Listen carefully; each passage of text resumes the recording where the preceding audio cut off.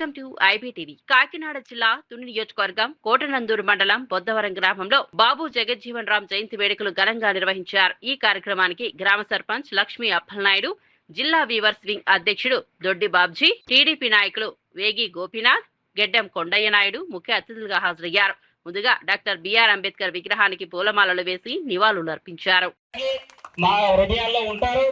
ఒక మహనీయుని మా కొరకు అలాగే ఉంచినందుకు జై బాపూజీ, జై బాపూజీ, జై బాపూజీ, జై బాపూజీ, జై బాపూజీ. అమ్మా నాయకులందరూ జై బాపూజీ, జై బాపూజీ.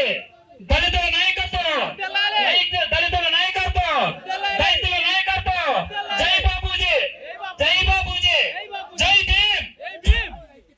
మాదిగ ఐక్యత, మాదిగ ఐక్యత, మాదిగ ఐక్యత. జై భీమ్, జై బాపూజీ, జై బాపూజీ. అందరు రావాలండి, మనస్ఫూర్తిగా ఆహ్వానం తెలియజేస్తున్నాం.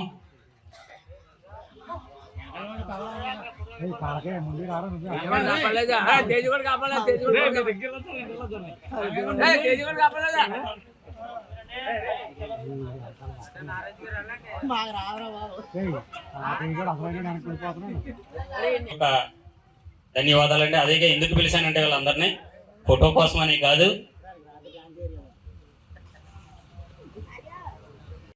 118వ జయంతి సందర్భంగా ఆయన గురించి కొన్ని విషయాలు చెప్పుకోవాలా. నేను దళితులకి బాబు అంబేద్కర్ గారు ఎంత గుర్తింపు, అలాగే అదే విధంగా జగజ్జీవన్ రావు గారు కూడా అంతకంటే ఎక్కువగానే చెప్పుకోవచ్చు. ఈరోజు వ్యవసాయం ఇంత విప్లవాత్మక మార్పులు వచ్చాయంటే ఫస్ట్ వ్యవసాయ శాఖ మంత్రి కింద చేసిన బాబు జగజ్జీవన్ రావు గారు తీసుకొచ్చిన సంస్కరణలు, ఆయన తీసుకొచ్చిన హరిత విప్లవం అని మనం చెప్పుకోవచ్చు. ఎందుకంటే ఈ రోజు వ్యవసాయ చట్టాల్లో ఎక్కువగా ఆయన కాలంలో ఏర్పడిన సంస్కరణలు, ఆయన తీసుకొచ్చిన మార్గదర్శకాలు. కాబట్టి దీన్ని సోదరులు మనం అందరూ కలుపుకొంచుకుంటే ఇలాంటి రోజులన్నీ కూడా ఐక్యతగా మన తనాన్ని భేదం లేకుండా అందరూ కలిసికట్టుగా చేసుకోవాల్సిన రోజు.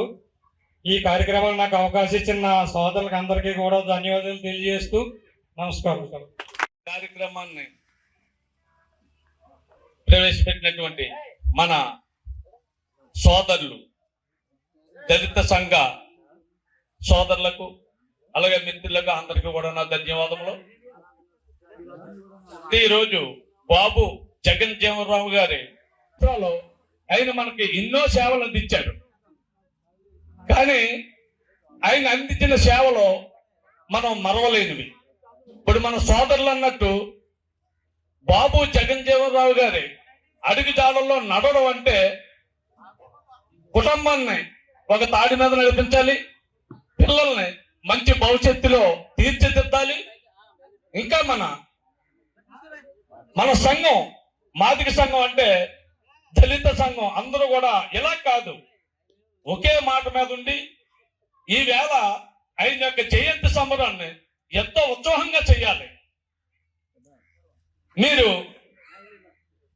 అందరూ కూడా అలా కలిసికట్టుగా చేసినప్పుడు ఆయన చేసిన సేవలకు మనం ఎప్పుడు కూడా పాత్రలమై ఉంటాం.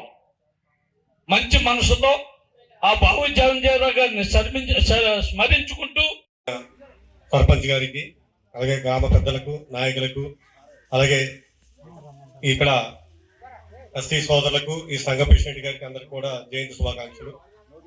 ముఖ్యంగా గతంలో ఇక్కడ విగ్రహం లేనప్పుడు మన వాళ్ళు ఫోటో పెట్టి దాంతో ఈ కార్యక్రమం జరిపేవాళ్ళు. సోదరులందరూ కలిపి మాకు విగ్రహం కావాలని అడగడం, దాని మీద ప్రెసిడెంట్ గారు మేము ఆలోచించుకొని ఇక్కడ విగ్రహం ఇవ్వడం. ఈ విగ్రహం ఇవ్వడం వల్ల ప్రతి సంవత్సరం కూడా ఈ కార్యక్రమం ఘనంగా చేసుకోవడానికి బాగుంటుంది అనుకున్నాం. కానీ ఈ సంవత్సరం అయితే సభ్యులు తక్కువగానే కనబడుతున్నారు. అయితే మరి ఆయన ఆశయాలకు అనుగుణంగా మనం ఎప్పుడూ ముందుకెళ్ళాలి.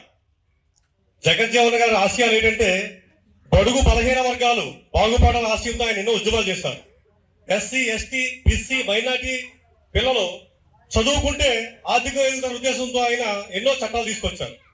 మరి లోక్సభలో ఆయన కొన్ని చట్టాలు ప్రవేశపెట్టడం, ఆ చట్టాలకు అనుగుణంగా ఈనాడు మన నాటకం కూడా జరుగుతుంది. ఈవేళ కింద స్థాయి మనలాంటి వాళ్ళకి కూడా కొన్ని పదవులు చేస్తున్నాం అంటే వాళ్ళు తీసుకొచ్చిన చట్టాలే. ఆనాడు అంబేద్కర్ గారు ఇలాంటి మహానుభావులు కొన్ని చట్టాలు తీసుకొచ్చారు. ఎందువల్లంటే పూర్వం దళిత వర్గాలని మనలాంటి చిన్న చిన్న వర్గాల దగ్గర రానిచ్చేవాళ్ళు కాదు. పెద్ద పెద్ద అగ్ర కులాలే రాజకీయాలు చేసి పదవులు చేసి మనలాంటి వాళ్ళు ఎప్పుడు కూడా చిన్నచూపు చూసేవాళ్ళు. మరి ఇలాంటి మహానుభావులు ఎంతో మంది ఒక చట్టాలు తయారు చేశారు రాజ్యాంగంలో. ఎందుకంటే కింద స్థాయి నుంచి ప్రతి ఒక్కరు కూడా పదవి చేసినట్టయితే పేదవాడు ఆర్థికంగా మేలుకొస్తా ఉద్దేశంతో. మరి ఈవేళ కింద స్థాయి నుంచి పిల్లలు ఎందుకు చదివిస్తున్నారంటే ప్రతివాడు బాగుపడాలని ఉద్దేశంతో. ఏ గవర్నమెంట్ వచ్చినా పిల్లలు ఎందుకు చదివించమన్నారంటే అన్ని కులాల్లో కూడా అగ్రస్థానానికి రావాలి. ఒక ఉన్నవాడే కాకుండా పేదవాడు కూడా ఒక ఐఏఎస్ గా, ఒక ఐపీఎస్ గా, ఒక డాక్టర్ గా, ఒక కలెక్టర్ గా మంచి మంచి ఉన్నత స్థానం ఉండాలనే ఉద్దేశంతో మరి ఎన్నో చట్టాలు తీసుకొచ్చారు. దానికి అనుగుణంగా ఇవాళ మనం పిల్లల్ని చదివించాలి. చాలా మంది ఏం చేస్తారంటే పిల్లల్ని 7th 10th ఆపేస్తారు. అలా కాకుండా మనకు ఉన్నంత వరకు మంచి చదువులు చదివించినట్టయితే పిల్లలు అగ్రస్థానానికి వెళ్తారు. ఎందువల్లంటే పిల్లలకి మనం ఇచ్చిన ఆస్తి ఏమైనా ఉందంటే చదువు. చదివించినట్టయితేనే పిల్లలు ఎక్కడికో తీసుకెళ్ళగలం. మనం డబ్బులు ఇస్తా డబ్బులే ఖర్చు పెట్టేస్తాం. కాబట్టి నా యొక్క కోరిక ఏంటంటే ప్రతి తల్లిదండ్రులు కూడా పిల్లల్ని మంచి చదువులు చదివించి ఉన్నత స్థాయికి తీసుకెళ్లాలని కోరుకుంటూ ఈ అవకాశం ఎంతకో ధన్యవాదాలు తెలియజేస్తాను.